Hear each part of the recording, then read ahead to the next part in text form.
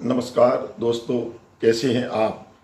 अवसर और सूर्योदय में एक ही समानता होती है कि देर करने वाले इन दोनों को ही खो देते हैं। एक छोटी सी कहानी एक बार फिर आपके समझ प्रस्तुत कर रहा हूँ। मनीष नाम का लड़का जो एक मध्यम वर्ग के परिवार को बिलोंग करता था, स्कूल में, पढ़ाई में, खेल कूद में, सब में हमेशा आगे रहता था। पहली क्लास से लेकर 12वीं क्लास तक कक्षा में प्रथम श्रेणी में पास होना और हर वर्ष उसको स्टूडेंट ऑफ द ईयर की उपाधि से सम्मानित किया जाता था। विद्यालय के सारे अध्यापक, प्रिंसिपल उससे बहुत खुश थे। परिवार के लोगों को भी बहुत बड़ी उम्मीद थी कि ये मनीष बेटा हमारे पूरे परिवार के लिए एक उज्जवल भविष्य की तरह हमारे एक सब कारोबार को संभालेगा और हमारे पूरे परिवार का लालन पालन करेगा।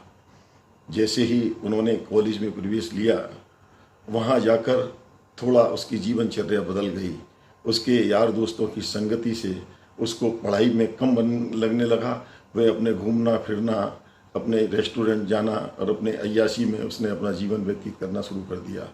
यह बात टीचरों के माध्यम से उसके परिवार के लोगों को पता लगी, तो परिवार के लोगों ने उसको बहुत समझाया कि बेटा ऐसा मत करो, तुम्हें अपने जीवन के कैरियर का ध्यान रखना चाहिए।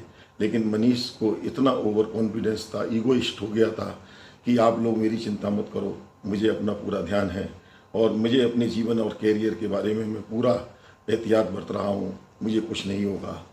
परिवार वालों ने भी कहना बंद कर दिया। लेकिन जैसे ही फर्स्ट ईयर का रिजल्ट आया, रिजल्ट में एक सब्जेक्ट में फेल हो गया और वह क्लास में आगे नहीं बढ़ पाया। ये देखकर उसको एकदम बहुत दुख हुआ। सोचने लगा कि परिवार के लोग मुझे समझाया करते थे लेकिन मैंने उनकी नहीं सुनी और एक तरह से उसने सबसे बातचीत करना बंद कर दिया। एक कमरे में ही रहना शुरू कर दिया। न अपने यार दोस्तों के पास जाता था, न टीचर्स के पास जाता था, न अपने परिवार के लोगों से बात करता था और समय पर थोड़ा खा लेना और दिन भर सोते रहना। एक तरह से वह डिप्रेशन में चला गया था।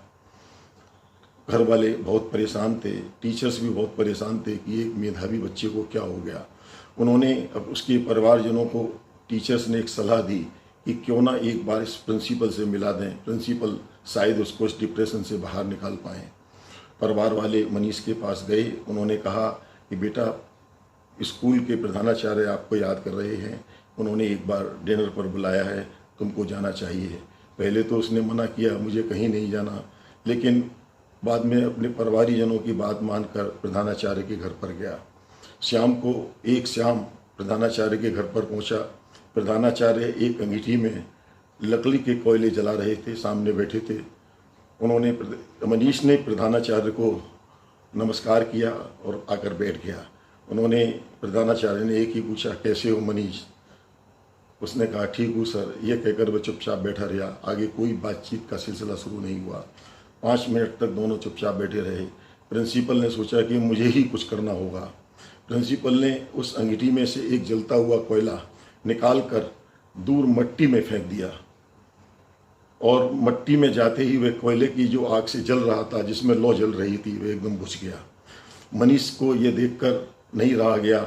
उसने प्रधानाचार्य से कहा कि सर, आपने ये क्या किया? एक जलते हुए कोयले को निकाल कर मिट्टी में क्यों फेंक दिया? इसके अंदर जो अग्नि जल रही थी वह बुझ गई। प्रिंसिपल बहुत खुश हुए।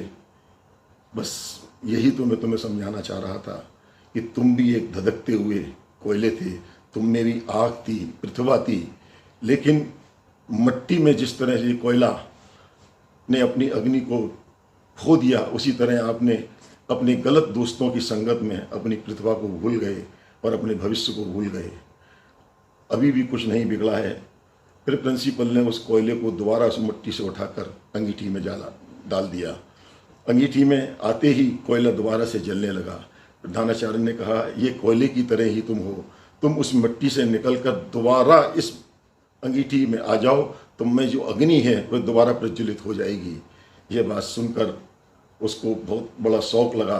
उसने कहा कि अभी कुछ नहीं बिगड़ा है। एक हार से आदमी को परास्त नहीं होना चाहिए, डिप्रेशन में नहीं आना चाहिए, एक बाउंस बैक लगाइए। जीवन सारा पड़ा हुआ है, सारी सफलताएं तुम्हारे कदमों में होंगी। यह सुनकर वह लड़का उठा और उसने एक बार पुनः पहले की तरह अपना पढ़ाई में मन लगाने लगा और फिर अब उसने अगले वर्ष अव्वल आकर दिखाया। साथियों, जीवन में कुछ घटनाएं ऐसी होती हैं कि आदमी एक हार होने पर डिप्रेशन में चला जाता है, लेकिन ऐसा नहीं है कि एक हार से कभी भी जीवन समाप्त नहीं होता। आदमी को इस जीवन से, डिप्रेशन के जीवन से बाहर निकलना चाहिए, बाउंस बैक निकालना चाहिए, लगाना चाहिए। जिस तरह से वह लड़का एक बार डिप्रेशन में चला गया था, पुनः दोबारा आकर फिर अपने जीवन की प्रगति के राह पर आगे बढ़ने लगा।